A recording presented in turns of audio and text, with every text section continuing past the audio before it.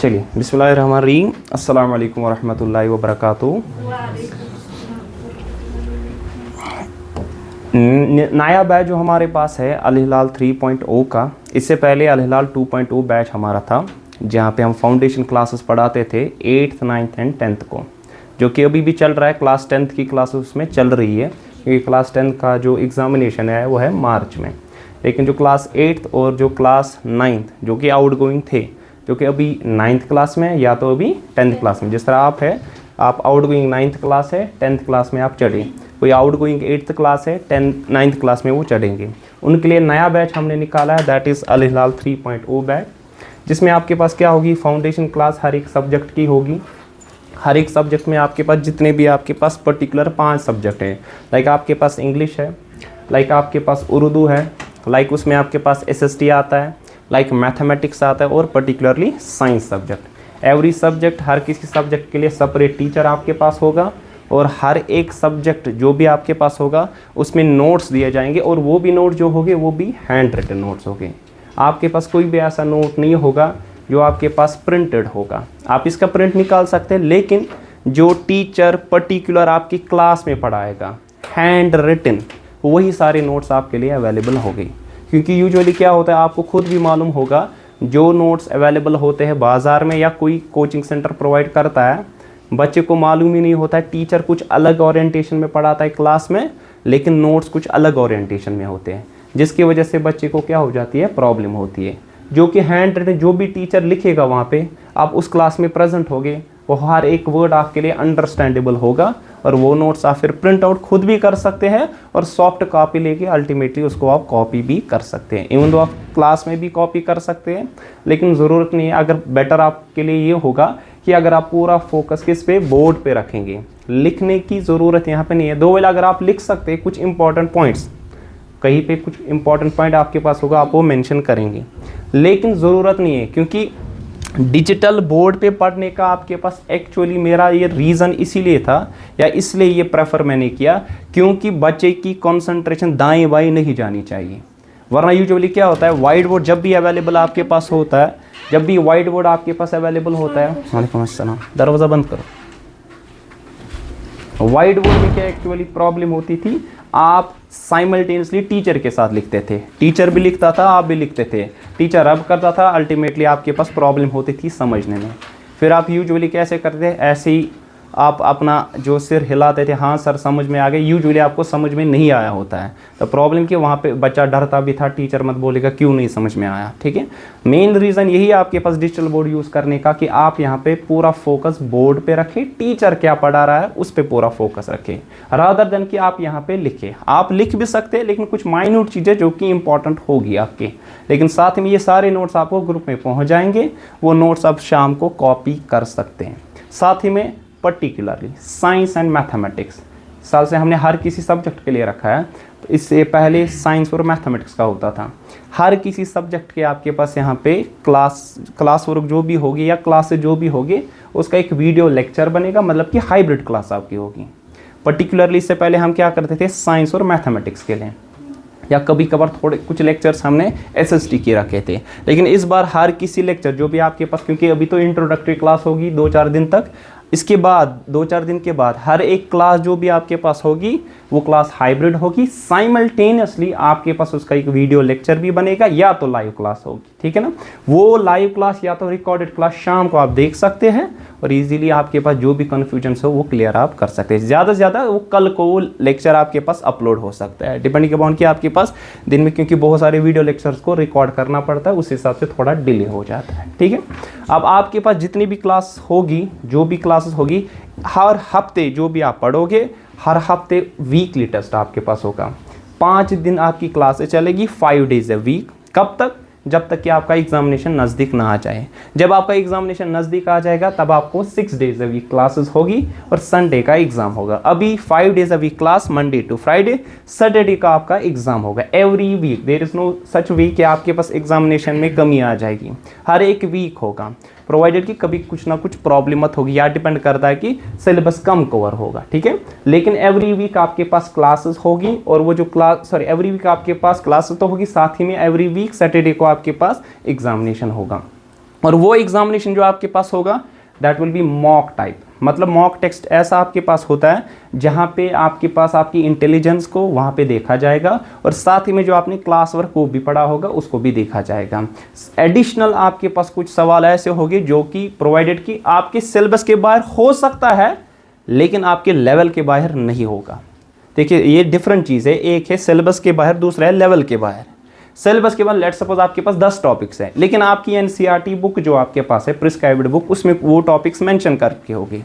या मान लीजिए आपके पास यहाँ पे ऐसा है कि आपके पास एक chapter, let's take an example, आपके पास चैप्टर आपके पास है रियल नंबर, लेकिन रियल नंबर आपको पढ़ना है लेकिन उससे पहले आपको पता होनी चाहिए नेचुरल नंबर क्या है, होल नंबर क्या है, इंटीजर्स क्या है, रैशनल नंबर क्या है, इरेशनल नंबर्स क्या है, कॉम्प्लेक्स नंबर्स क्या है, इनके बारे में पता होनी चाहिए। दो वेल वहाँ डायरेक्टली मेंशन करके नहीं है लेकिन आपको ये सारी चीज़ें पढ़ने का हक है, तभी हर कोई चीज़ आप अंडरस्टैंड कर सकते हैं वहाँ पे, ठीक है। ऐसा नहीं होगा कि वो आपके सिर से बाहर चला जाएगा, ऐसा नहीं होगा कि आपके लेवल से बाहर होगा, वो बराबर आपके लेवल के बराबर। और ये हक है आपका पढ़ना ट्राइबल सिस्टम से दूर, क्योंकि अभी कंपटीशन है, कॉम्पिटिटिव एग्जामिनेशन आपके लिए आने वाले, वेदर किसी भी फील्ड में, चाहे आप कल साइंस स्ट्रीम में जाओ, चाहे कल आप ह्यूमैनिटी स्ट्रीम में जाओ, चाहे कल को कॉमर्स फील्ड में जाओ या किसी और फील्ड में जाओ, हर किसी में आपके पास कंपटीशन अवेलेबल है। और आपके पास मिनिमम अगर कोई भी कॉम्पिटिटिव एग्जाम होगा, let's take an example UPSC examination, ठीक है ना, सिविल सर्विस एग्जामिनेशन, वहाँ बेसिक मैथमेटिक्स, बेसिक आपके पास साइंस, उसकी इंफॉर्मेशन होनी चाहिए। वहाँ पे आपके पास पर्टिकुलर, क्योंकि आपके पास वहाँ पे प्रिलिमिनरी एग्जामिनेशन होता है, जहाँ पे भी कॉम्पिटिटिव एग्जाम देखोगे दो चीज़ें ज़रूरी होगी, one will be mathematics, one will be science, चाहे इवन दो आप किसी भी फील्ड में जाओ, कोई भी फील्ड। वरना यूजुअली बच्चों का मिसकंसेप्शन है कि जिस तरह यूपीएससी एग्जामिनेशन है वहाँ पे पर्टिकुलर जो आर्ट्स बच्चे हैं वो वहाँ पे कनकेयर कर सकते हैं उस एग्जामिनेशन को, लेकिन आर्ट्स बच्चों को बेचारों को क्या प्रॉब्लम होती है, अगर उनका जो प्लिन स्ट्रॉन्ग नहीं होगा मैथमेटिक्स, क्योंकि वहाँ पे रीजनिंग आती है, एप्टीट्यूड आता है, लॉजिकल वाली या कोई भी आपके पास, साथ ही में बेसिक साइंस आपके पास आता है, साइंस एंड टेक्नोलॉजी के बारे में, कंप्यूटर साइंस आता है, दैट्स रिलेटेड टू दिस, तो इसमें वो मात खा जाते हैं जिसकी वजह से प्रॉब्लम आ सकती है। क्योंकि आपका एक एग्जाम होता है दैट आपके पास प्रिलिमिनरी एग्जाम जो होता है सी सेट होता है, वो उसको पहले क्वालिफाई करना है, देन आफ्टर आप मेंस दे सकते हो। इसी तरह कोई भी कॉम्पिटिटिव एग्जामिनेशन वहाँ पे आपके पास बेसिक चीज़ें पता होनी चाहिए, चाहे इंग्लिश हो चाहे उर्दू हो। पर्टिकुलर मैं बता दूंगा, अगर कोई भी कॉम्पिटिटिव एग्जामिनेशन जनरलाइज जो होता है उसमें इंग्लिश, साइंस, मैथमेटिक्स और कंप्यूटर ये आपके पास पता होनी चाहिए, देन आफ्टरवर्ड्स कोई भी एग्जामिनेशन आपके लिए क्या क्रैक इजीली कर पाओगे, ठीक है ना। हर हफ्ते जो भी एग्जामिनेशन होगा उसका जो रिजल्ट है उसी हफ्ते में या कुछ दिनों के बाद आपके पास आपके ग्रुप में आ जाएगा, जो कि आप देख सकते हो, ठीक है। चलिए स्टार्ट करते हैं। हमारे पास आप क्लास 10th से है, तो क्लास 10th का जो आपके पास पहले हम डिस्कस करते हैं सिलेबस, जो कि होगा किसका, फिजिक्स का, ठीक है। पहले हम डिस्कस फिजिक्स के बारे में।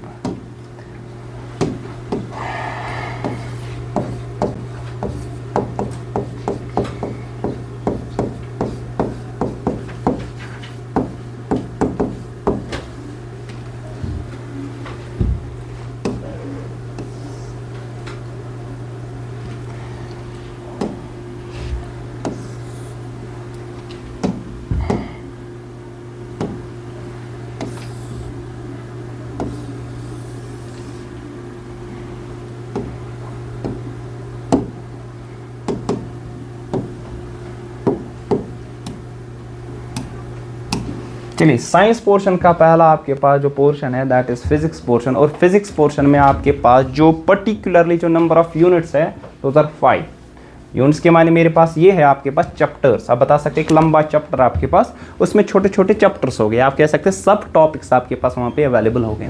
जो पहला आपके पास यूनिट है, the first unit it is light, reflection. उसमें दो चैप्टर्स आपके पास आ जाएंगे, one is reflection and another one it is refraction.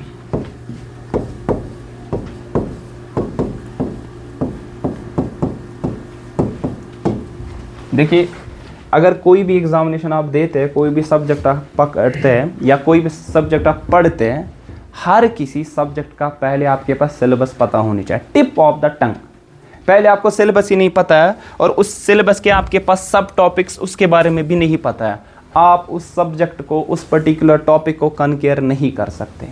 जिसको सिलेबस के बारे में इंफॉर्मेशन नहीं होगी उसको आपके पास उस पर्टिकुलर टॉपिक या उस पर्टिकुलर सब्जेक्ट के बारे में कोई भी इंफॉर्मेशन नहीं हासिल होगी, ठीक है। First of all you should know the syllabus. आपके पास अगर है सब्जेक्ट ये, इसमें क्या क्या चीज़ें आपको पढ़नी पड़ेगी, ठीक है। सो डिस्कस फिर अलग से करेंगे इस पर्टिकुलर यूनिट में क्या क्या हमारे पास होगा, लेकिन पहला जो यूनिट आपके पास रहेगा that will be light reflection, दूसरा कौन सा होगा, रिफ्रैक्शन, ठीक है। Second unit that is human I, human आई, ठीक है, जिसमें बहुत सारी चीजें आप पढ़ोगे। लाइकवाइज पर्टिकुलर देखो नाम से ही पता चलता है आपको आई के बारे में पढ़ना, ठीक है ना। इसका स्ट्रक्चर पढ़ना होगा, इंटरनल स्ट्रक्चर क्या है, क्या क्या पार्ट्स इसके हैं, और साथ में कौन से फिनोमिनाज को आप देख सकते हैं यूजिंग योर आई, और क्या क्या आपके पास वहाँ प्रोसेस होती है, वो फिनोमिना कैसे होता है, उसकी बिहाइंड फिजिक्स क्या है, वो सारी चीज़ें हम डिस्कस वहाँ पे करेंगे, ठीक है। तीसरा जो आपके पास यूनिट रहेगा that will be current electricity, current electricity,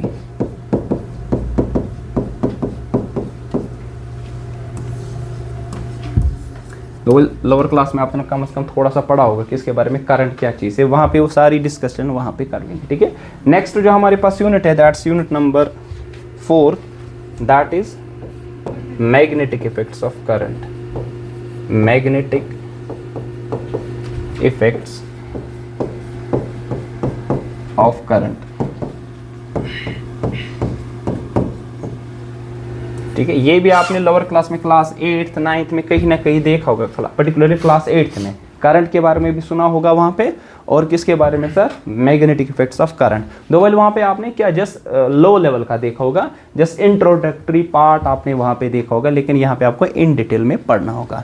इससे बढ़िया डिटेल आने वाली क्लासेस में आप पढ़ोगे, ठीक है ना, क्योंकि जो भी आप पढ़ोगे क्लास 10th में उसका रेप्लिका आपके पास आ जाएगा क्लास 12th में।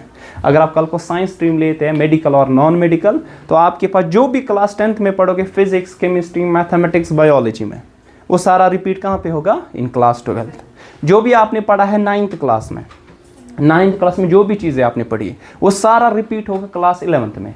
तभी बच्चे को जो प्रॉब्लम आती है, जो कि मेडिकल पकड़ के फिर बेचारे कनकेयर नहीं करते, उनमें खामी कहाँ पे रहती है, फाउंडेशन क्लास में।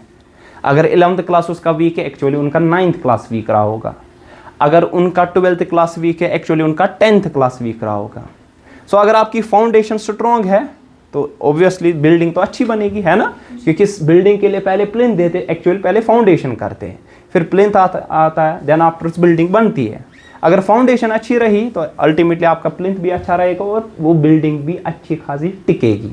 कुछ भी हिंड्रेंस आ जाए आप कर सकते हो, ठीक है। तो पूरा का पूरा ये रिपीट होगा क्लास 12th में, वहाँ पे भी आप करंट पढ़ेंगे। हाँ, नाउ द रीज़न इज़ आपके पास वहाँ पे करंट को क्यों रखा गया, और यहाँ पे भी रखा, क्यों एक ही जगह क्यों नहीं पढ़ा हमने। यहाँ पे आपके पास जस्ट इंट्रोडक्टरी पार्ट होगा, वहाँ पे हाई लेवल का होगा। हाई लेवल मतलब कि आपकी लेवल का तब होगा। अभी आपके 10th लेवल के लिए क्या पढ़ाई करनी थी, क्या करना है, वो आप यहाँ पे पढ़ोगे।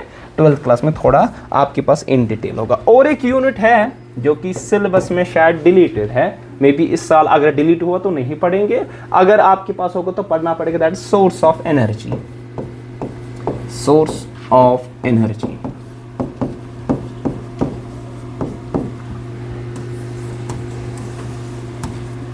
ठीक है।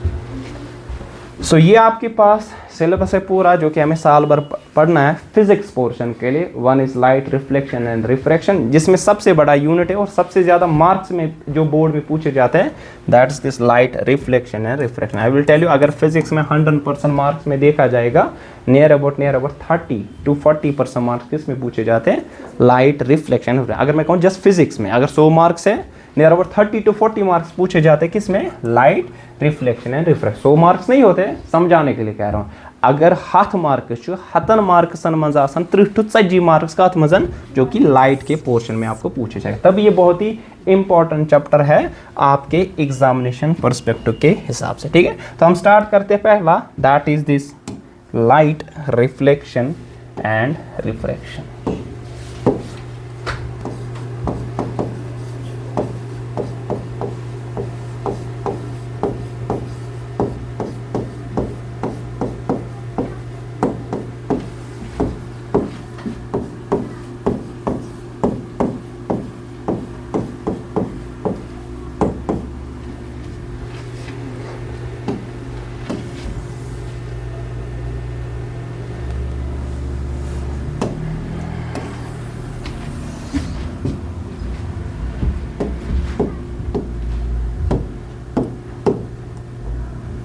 चलिए स्टार्ट करते हैं, light reflection and refraction. First of all everyone, आपके पास दिमाग में ये आ रहा होगा what is a light.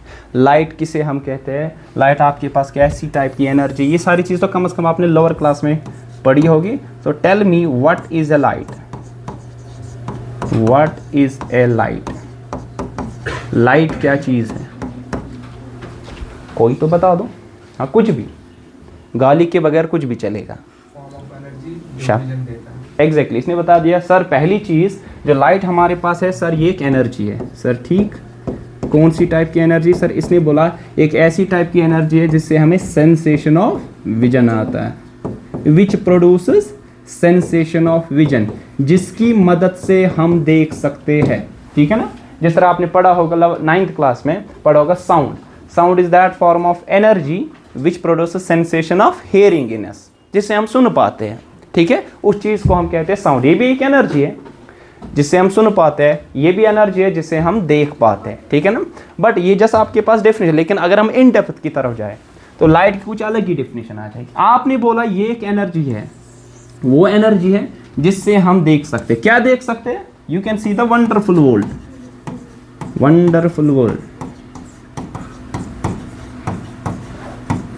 You can see the stars, yes you can see the planets. अगर आपके पास, हाँ बोलोगे प्लैनेट्स को नहीं देख, हाँ देख तो सकते हैं बट यूजिंग एन इंस्ट्रूमेंट। यार टेलीस्कोप करो ना यूज, मगर पछनो छो सी हुई है ना, आंखों से ही देखते हो ना। आप बोलोगे हमें प्लैनेट्स नहीं दिखाई देते, स्टार्स दूर जो वो नहीं दिखाई देंगे, लेकिन using some instrument you can see those objects, celestial bodies, heavier body जो होती है, बड़ी बॉडीज, ठीक है ना।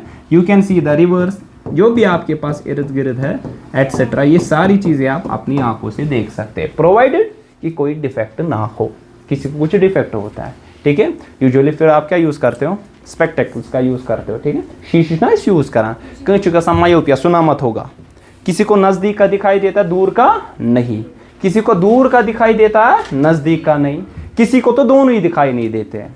किसी को कलर ब्लाइंडनेस होती है, कलर ब्लाइंडनेस मतलब तमिस डिस्टिंग्विश गसान, उसको डिस्टिंग्विश नहीं होता है, कलर इज डिफरेंट, क्या क्या है। कोई तो ऐसे होता है विद एज होती है, लाइक कैटरैक्ट आपने सुना होगा, वहाँ पे आपके पास एक लेयर चढ़ती है आपके इस एक्चुअली जो लेंसेज है उस पे पड़ जाते हैं, जिसकी वजह से आपको धुंधला दिखाई देता है। There are number of defects which will study later on in human eye. तो आपके पास यहाँ पे मैंने बता दिया विदाउट डिफेक्ट आप ये सारी चीज़ें देख सकते हो, ठीक है। लेकिन अगर हम बात करें एक्चुअली लाइट क्या है sir, light is electromagnetic wave. अगर हम इन डेप्थ फिजिक्स की तरफ जाए, ये तो वो हुआ, ध्यान रख लीजिए, ये तो वो हुआ आपके पास जस्ट मुझे पूछना है, इस बच्चे को, छोटे बच्चे को समझाना है। क्या समझाना है सर, लाइट एक इस फॉर्म की एनर्जी है जिससे हम देख पाएंगे, जिससे हम देखते हैं उसको हम लाइट कहते हैं, ऐसी टाइप की एनर्जी है। अब तो ये तो छोटे बच्चे को बोला हम we can see planet star, जिस तरह आपने 8th 7th 6th में पढ़ा होगा लाइट के बारे में। जब भी अगर आपको 8th 6th 5th lower class में आया होगा लाइट, तो आपने यही कुछ डेफिनेशन पढ़ी होगी वहाँ पे, ठीक है ना। है ये भी सही है, ये कोई गलत चीज़ नहीं है। लेकिन अगर हम फिजिक्स इसकी बिहाइंड देखें, एक्चुअली लाइट क्या है, इसकी कंपोजिशन क्या है, एग्जैक्टली नाइस। तो आपके पास what is a light, light is an electromagnetic wave.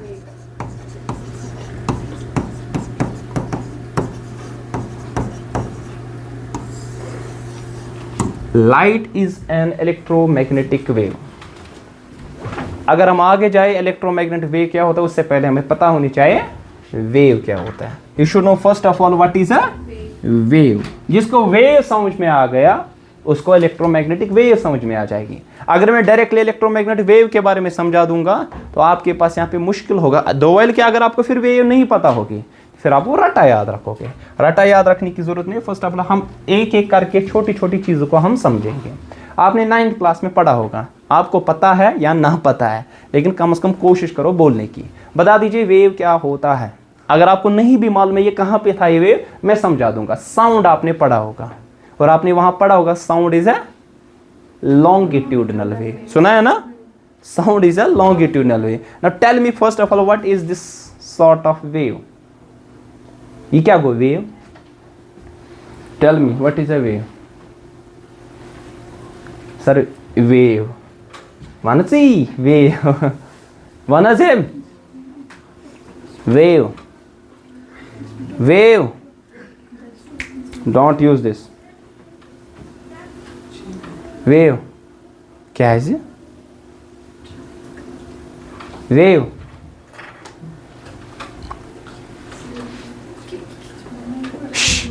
बोलो मैडम, वेव, वेव, अच्छा पर वेव चलो तहरीम बोलो, wave,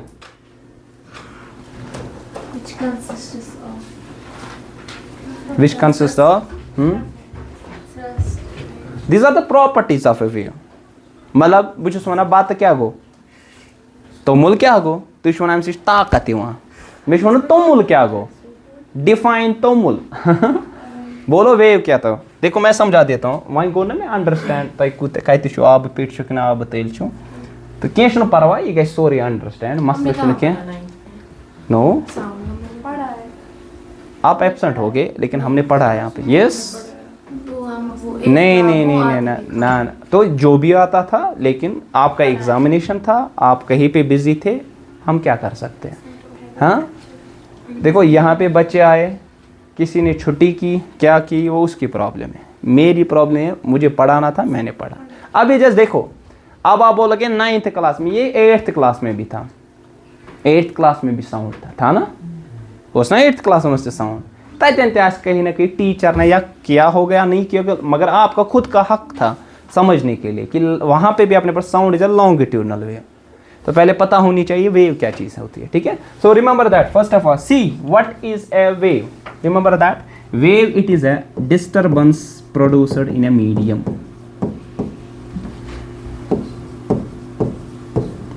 produced in a medium,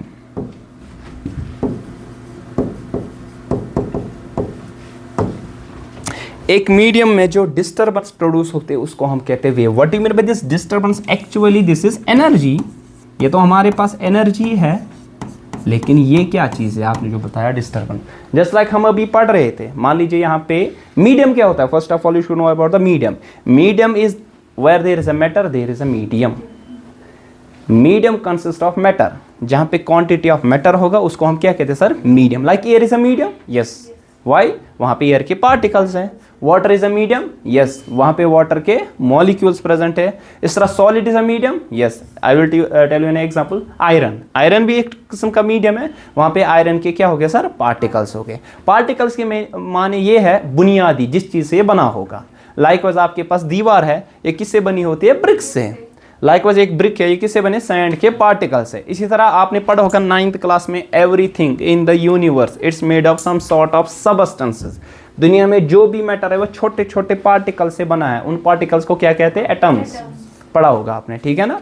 और आपने पढ़ा होगा फिर मॉलिक्यूल्स भी कुछ सबस्टेंस है, आयंस भी कुछ सबस्टेंस है, ये तो आपने डिटेल में वहाँ पे पढ़ा होगा, ठीक है।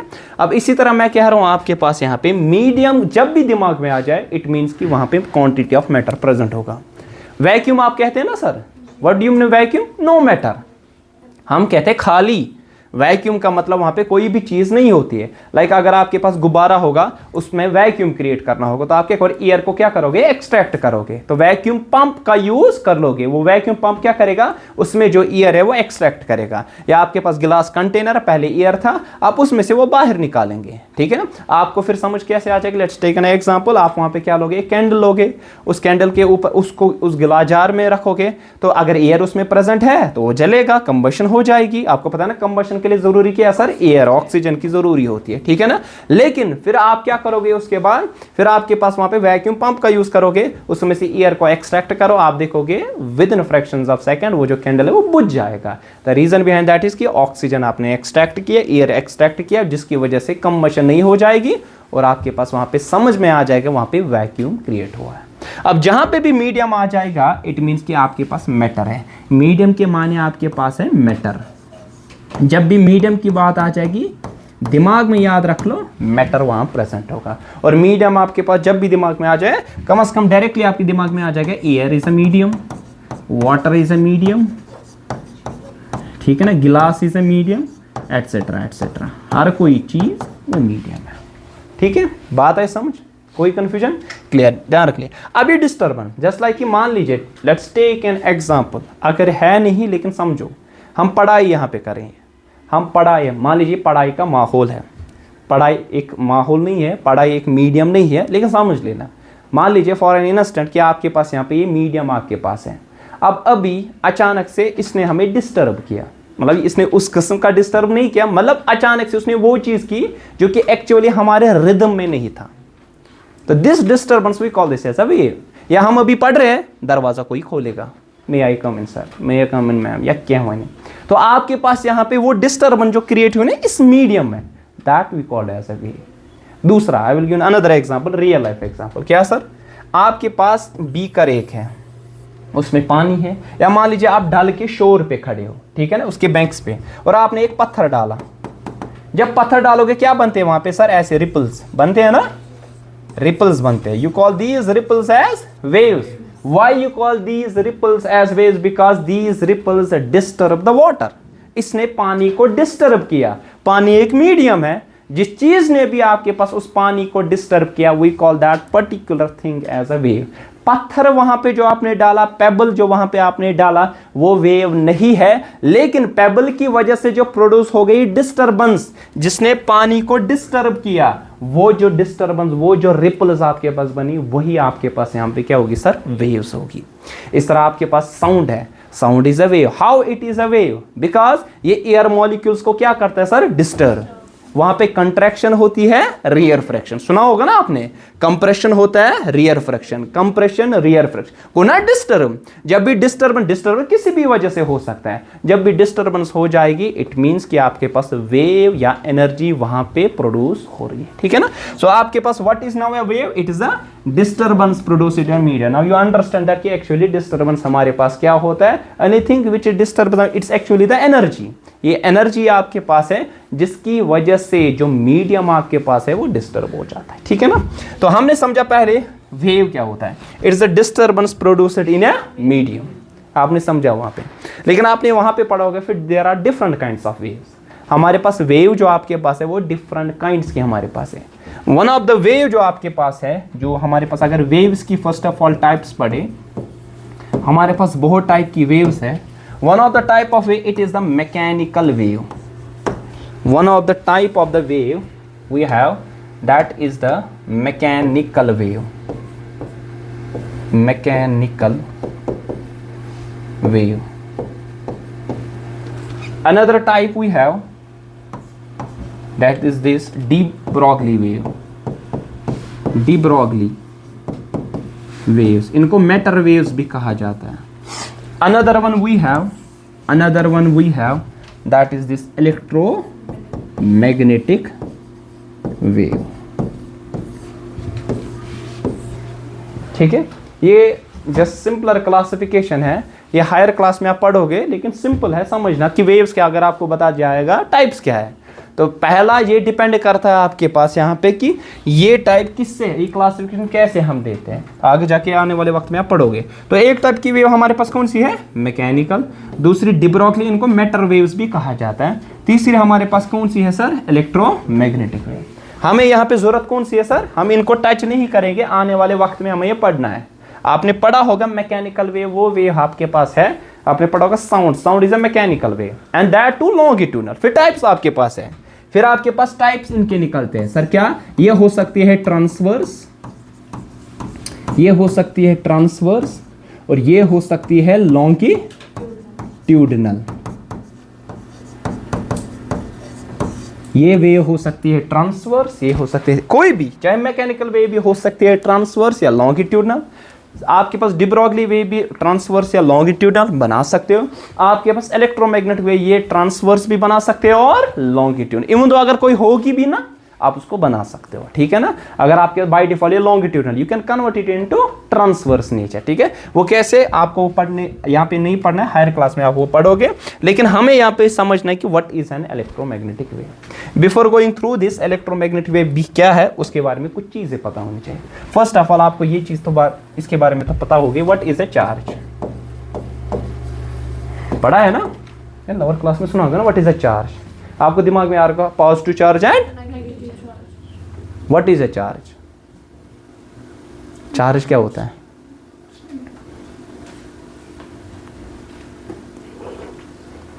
कौन सा है, बोलो बोलो, आप बोलो, कुछ भी चलेगा। प्रोटॉन्स और इलेक्ट्रॉन्स प्रेजेंट है। कहीं ना कहीं आप ठीक हो, प्रोटॉन भी एक चार्ज है, इलेक्ट्रॉन भी एक चार्ज है, सही बात है। लेकिन मैं कह रहा हूं चार्ज क्या होता है, टाइप्स नहीं कह रहा हूं इसके। What is charge? लॉस और गेन ऑफ इलेक्ट्रॉन नहीं। देखिए सिंपल, अगर लेमैन को भी समझाना होगा, अगर अनपढ़ से समझाऊंगा, अगर किसी अनपढ़ को समझाना होगा, I will tell you sir what is the charge is something. Charge is something, वो चीज जो कि प्रेजेंट होगा किसी भी बॉडी में, due to which it interacts with other charges. एक ऐसी आपके पास property, and that is inherited property. पढ़ा होगा आपने, इनहेरिटेड प्रॉपर्टी क्या होता है, ट्रेट्स जिस तरह, जो कि आपके पास एक जनरेशन से दूसरी जनरेशन, अगर आपके पास एक सबस्टेंस है, कन्वर्जन कर दो दूसरे से, ये आपके पास ये इनहेरिटेड प्रॉपर्टी रहेगी। ये एक ऐसी प्रॉपर्टी जिसकी वजह दूसरे चार्ज के साथ ही इंटरेक्ट करेगा। अब ये तो जस्ट लेमैन के लिए डेफिनेशन है, अब थोड़ी विस्तार से इसको पढ़ते हैं। देखिए मान लीजिए आपके पास यही चार्ज है, फिर इसकी डेफिनेशन भी आ जाएगी। सर यही चार्ज आपके पास है, लेट्स टेक कितने काइंड्स के चार्ज है, दो, one is positive, another one it is negative. Let's take an example, हमारे पास पॉजिटिव चार्ज है, and you know that like charges repel and unlike charges, आपको मालूम है कि अगर आपके पास लाइक चार्जेस हो गए वो क्या करेंगे सर, रिपेल। लाइक के माने आपको आया समझ, nature, positive positive, negative negative, ये क्या करेंगे सर, रिपल। इसी तरह अगर आपके पास क्या होगा सर, अनलाइक चार्ज, अनलाइक का मतलब है डिफरेंट नेचर के, अनलाइक चार्जेस क्या करेंगे, attract, like positive and negative. जिस तरह उसने example the sir, proton and electron. Proton एक पॉजिटिवली चार्जेड आपके पास बॉडी है, इलेक्ट्रॉन आपके पास नेगेटिवली चार्जेड बॉडी है। प्रोटॉन और इलेक्ट्रॉन को सामने रखेंगे, दे विल अट्रैक्ट। अगर प्रोटॉन और प्रोटॉन को रखेंगे, दे विल रिपल। इलेक्ट्रॉन और इलेक्ट्रॉन को रखेंगे, they will ripple each other, because they are same nature, nature इनका सेम है। अब यहाँ पे आपके पास यहाँ पे दूसरा ऐसा भी हो सकता है कि इनका जो मैग्नीट्यूड है डिफरेंट होगा। इनका जो मैग्नीट्यूड हमारे पास है वो क्या होगा सर, डिफरेंट। अभी कैसे पता चलेगा, देखिए कैसे। सपोज आपके पास एक क्वांटिटी है मास, मास का यूनिट क्या है, केजी। मास का यूनिट है ना केजी। अब मेजर उसी में करते हैं ना, 10 kg, 20, 30, 40। तो इससे पता आपको चलता है कि 10 kg, 20 kg, 30 kg। 10 kg कम है 20 से, देन 30 से। लेकिन यूनिट भी मैटर करता है वहां पे, ठीक है ना। ये डिपेंड करता है क्या 10 kg ज्यादा है कि 20 ग्राम ज्यादा है, 10 kg ज्यादा है। तो ये किस पे डिपेंड करता है, यूनिट पे भी। इस तरह चार्ज का भी हमारे पास यूनिट है, क्या है वो sir, that is coulomb. Charge को मेजर किस में किया जाता है सर, कूलम में, C से डिनोट किया है। सपोज मैं कहूंगा 10 कूलम चार्ज है, 20 कूलम चार्ज है, ज्यादा कौन सा मैग्नीट्यूड में, 20 कूलम। 10 कूलम मैग्नीट्यूड में क्या है सर, कम, ठीक है ना। इसी तरह आपके पास अब ऐसा हो सकता है कि -10 कूलम एंड -20 कूलम, कौन ज्यादा है, -10 कूलम ज्यादा है, क्योंकि नेगेटिव जो आपके पास होगा, जितना मैग्नीट्यूड में ज्यादा होगा नेगेटिव, उतना ही छोटा होता है, ठीक है ना। तो -10 कूलम ज्यादा है किसे, -20 कूलम से, अगर हम मैग्नीट्यूड की यहाँ पे बात कर लेंगे। अब ध्यान रख लीजिए, अब एक चार्ज मैंने बता दिया, ये लाइक चार्ज क्या करते हैं, रिपल। अनलाइक चार्ज क्या करते हैं सर, अट्रैक्ट करते हैं। अब इस चीज को हम इंटरेक्शन कहते हैं, क्या कहते हैं, मतलब how you interact with other. Likewise आपकी इंटरेक्शन ऐसी हो सकती है, आप किसी के साथ पोलाइटली बात कर सकते हैं, ठीक है, या कोई नहीं करेगा पोलाइटली, तो ये आपकी टाइप की इंटरेक्शन है। इस तरह चार्ज है, या तो ये अट्रैक्ट करेगा या तो क्या करेगा सर, रिपल। यही दो चीजें हो सकती हैं। इवन तो अगर आपके पास चार्जड बॉडी भी नहीं होगी ना, सामने अनचार्जड बॉडी होगी दूसरी, अगर एक अनचार्जड बॉडी होगी दूसरी चार्जड बॉडी है, स्टिल वो इंटरेक्ट करेंगे। आने वाले वक्त में आप समझोगे। अब ये चार्ज दूसरे चार्ज के साथ इंटरेक्ट करता है, लेकिन किसी विसिनिटी तक, किसी हद तक। वो जो विसिनिटी है, वो जो बाउंड्री है, वो जो हद है जहां पे ये बाकी चार्ज के साथ इंटरेक्ट करता है, इसको हम कहते हैं इलेक्ट्रिक फील्ड। क्या कहते हैं सर, तो चार्ज के इर्द गिर्द आपके पास एक रीजन है, उसको हम क्या कहते हैं सर, इलेक्ट्रिक फील्ड। देखिए मुझे समझाना है कि आप इलेक्ट्रिक फील्ड भी पढ़ोगे आने वाले वक्त में, डिटेल में हम पढ़ेंगे करंट इलेक्ट्रिसिटी में, लेकिन मुझे समझाना है यहाँ पे इलेक्ट्रोमैग्नेटिक वेव क्या होता है, तो उसके लिए आपके पास ये जरूरी समझना है। अब यहाँ पे आपके पास चार्ज के इर्द गिर्द एक रीजन है, चार्ज के इर्द गिर्द एक बाउंड्री है, जहां तक ये बाकी चार्ज के साथ क्या करेगा सर, इंटरेक्ट। इस बाउंड्री, ये जो रीजन आपके पास 3 डायमेंशनल है, इसमें जो चार्ज के साथ ही इंटरेक्ट, वेदर अट्रैक्ट करे या रिपल, पॉजिटिव के सामने पॉजिटिव रिपल, नेगेटिव लाओ क्या करेगा, अट्रैक्ट। इसको हम इलेक्ट्रिक फील्ड कहते हैं। लाइकवाइज समझाने के लिए, आपका घर है, आपका घर, आपकी बाउंड्री कहां तक है, जो आपकी दीवार है, दीवार के अंदर अंदर कोई आ जाएगा ना, आप क्या बोलोगे, कौन हो, कहाँ से आए हो, क्या करने आए हो, तो उसको हक है आपको जवाब देना, है ना। लेकिन सड़क से चल रहा होगा, आप उसको बोलोगे आप कौन हो, यहाँ क्या कर रहे हो, बोलेगा आपको क्या है, बोलेगा ना, क्यों, वो आपकी विसिनिटी के बाहर है।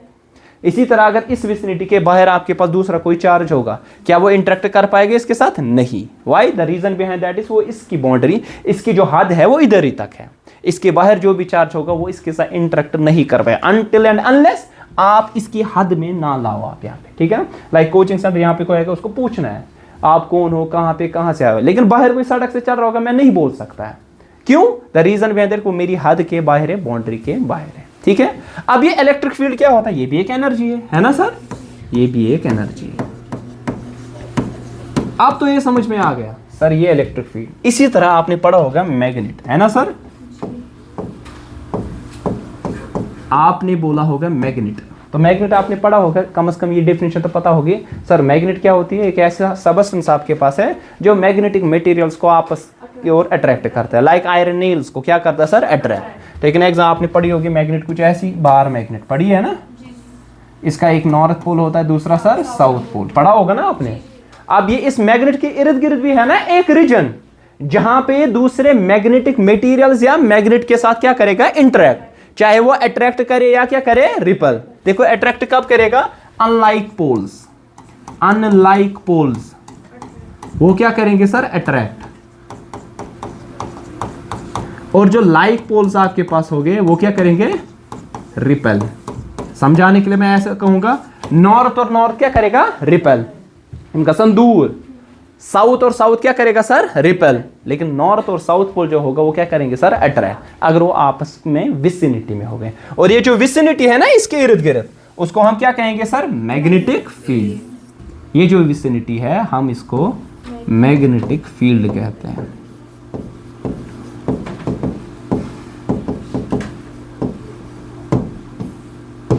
ठीक है, आई बात समझ। So now you understand actually what is electric field. It's a region around a charge. So what in which it interacts with other charges.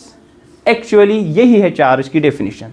Sir interact जब करेगा ना एक चार्ज दूसरे चार्ज पे, सपोज यहाँ पे आपके पास ये पॉजिटिव चार्ज है, ये दूसरा पॉजिटिव चार्ज, ये आपस में क्या करेंगे सर, रिपेल। ये इस पे फोर्स अप्लाई करेगा, करेगा ना, ये इस पे फोर्स अप्लाई करेगा, करेगा कि नहीं, इस पे फोर्स आ जाएगा, इस पे भी फोर्स आ जाएगा, करेंगे कि नहीं, क्योंकि आपस के विसिनिटी में। इस फोर्स को हम कहते हैं इलेक्ट्रोस्टैटिक फोर्स। क्या कहते हैं सर, इलेक्ट्रोस्टैटिक फोर्स। याद रख लीजिए व्हाट इज इलेक्ट्रोस्टैटिक फोर्स, जो कि दो चार्जेस के दरमियान होता है।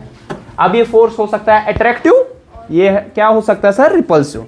कब होगा अट्रैक्टिव, जब अनलाइक चार्ज होगा। कब होगा अट्रैक्टिव, नहीं जब अट्रैक्ट तब होगा जब अनलाइक होगा।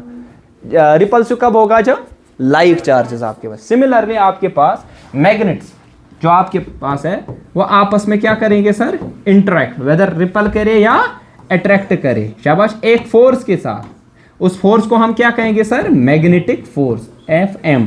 अब इसको मैं FE रखूंगा, E का मतलब क्या है, इलेक्ट्रिक। मैं करूंगा यहां पे मैग्नेटिक फोर्स।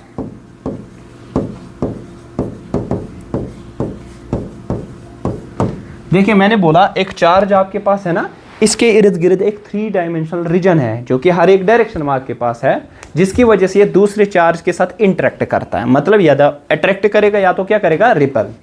अब ये जो अट्रैक्ट करेगा ना या तो रिपल करेगा, एक फोर्स से करेगा ना, ये चार्ज इस पे फोर्स करेगा अप्लाई, ये चार्ज इस पे करेगा। अब इस फोर्स को हम कहते हैं सर इलेक्ट्रोस्टैटिक फोर्स। आई बात समझ। So what is electrostatic force, it is a force between the charges. Simply जो चार्जेस के दरमियान फोर्स आता है उसको क्या कहते हैं, इलेक्ट्रोस्टैटिक। ये हमें पढ़ना है इलेक्ट्रिसिटी में, यहाँ पे मुझे जस्ट समझाना है इलेक्ट्रोमैग्नेटिक वेव, उसके लिए मैं शॉर्ट में आपको ये समझा रहा हूँ। वहां इन डिटेल इससे ज्यादा पढ़ेगी, ठीक है ना। यहाँ पे जस्ट आपको ये अंडरस्टैंड, लेकिन मैं आपको जस्ट ऊपर से भी नहीं बता सकता था, तभी मुझे पूरी डिटेल में अंडरस्टैंड करवाना पड़ा। वहां पे भी ऐसे ही हम पढ़ेंगे, लेकिन कुछ चीजें और भी है।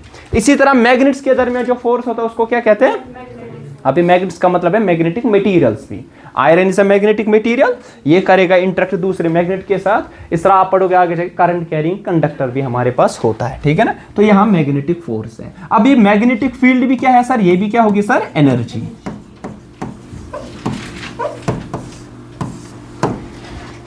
ठीक है, अब हमारे पास डेफिनेशन आ जाएगी किसकी सर, जो कि हमने बोला इलेक्ट्रोमैग्नेटिक वेव, रिमेंबर दैट। अब ये एक चीज मैं बता रहा था, चार्ज। सर चार्ज एक ऐसी इनहेरिटेड प्रॉपर्टी है एक मैटर की, due to which it experiences और it exerts electrostatic force on other bodies और इट एक्सपीरियंसेस इलेक्ट्रोस्टैटिक फोर्स जो इस पर्टिकुलर चार्ज पे आता है, ठीक है ना। सो जहां पे आपके पास जो वो क्वांटिटी जो एक बॉडी में प्रेजेंट होती है, जिसकी वजह से ये बाकी चार्जेस पे, जो बाकी बॉडीज वहां पे प्रेजेंट होते हैं, उन पे इलेक्ट्रोस्टैटिक फोर्स या तो एक्सर्ट करता है या खुद पे क्या करते हैं सर, एक्सपीरियंस। ये जो आपके पास क्वांटिटी है जिसकी वजह से ऐसा होता है, उसी चीज को हम क्या कहते हैं सर, चार्ज। तो चार्ज ही है जो कि आपके पास एक्सपीरियंस करवाता है या तो एक्सर्ट करवाता है, कौन सा फोर्स, इलेक्ट्रोस्टैट। अगर आपके पास चार्ज नहीं होगा, ये अनचार्जड है, दूसरी भी अनचार्जड है, क्या ये इलेक्ट्रोस्टैटिक फोर्स एक्सर्ट करेंगे, नहीं। क्यों, क्योंकि इनके पास कोई चार्ज, ये इनहेरिटेड प्रॉपर्टी नहीं है। जब तक ये इनहेरिटेड प्रॉपर्टी नहीं होगी तब तक हम नहीं कह सकते कि यहां पे इलेक्ट्रोस्टैटिक फोर्स आपके पास प्रेजेंट होगा, ठीक है, बात आई समझ, ठीक है। अब नेक्स्ट हमारे पास है यही इलेक्ट्रोमैग्नेटिक वेव क्या, तो इसकी डेफिनेशन पढ़ेंगे हम आज। सर इलेक्ट्रोमैग्नेटिक वेव क्या होता है, it consists of electric and magnetic field. Sir electromagnetic wave, it is wave which consists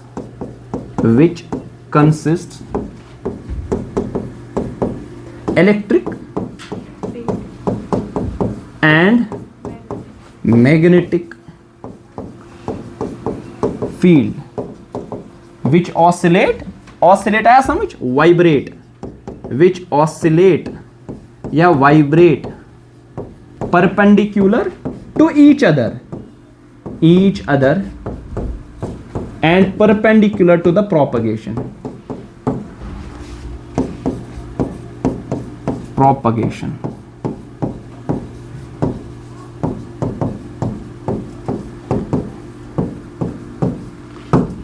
ठीक है, समझिए। देखिए इसकी डेफिनेशन अगर मैं डायरेक्ट लिखता आपको समझ में आता, नहीं आता है ना, प्रॉब्लम आपके पास कहीं ना कहीं हो जाती है ना। कोई था, देखिए इसमें क्या क्या होता है sir, one is electric field, दूसरा कौन सा होता है सर, मैंने बोला ये ऑसिलेट करते हैं, वाइब्रेट करते हैं, perpendicular to each other and perpendicular the propagation, मतलब आपस में परपेंडिकुलर होते हैं और जहां से वेव जा रही है ना उसको भी आपस में परपेंडिकुलर होते हैं। अब ये कैसे होता है परपेंडिकुलर आपस में, और आपस में परपेंडिकुलर होके भी प्रोपगेशन, जहां से वेव डिस्टर्बेंस जा रही है, ये परपेंडिकुलर कैसे होते हैं, वो हम कल इंशाल्लाह नेक्स्ट क्लास में पढ़ेंगे, जहां पे इसका क्या देखेंगे हम सर, इसका स्ट्रक्चर एक्चुअली कैसे ये प्रोपगेट करती है, क्योंकि ज्यादा भी नहीं होना चाहिए, थोड़ा थोड़ा धीरे धीरे करके हर कोई चीज हमें अंडरस्टैंड करनी पड़ेगी, ठीक है।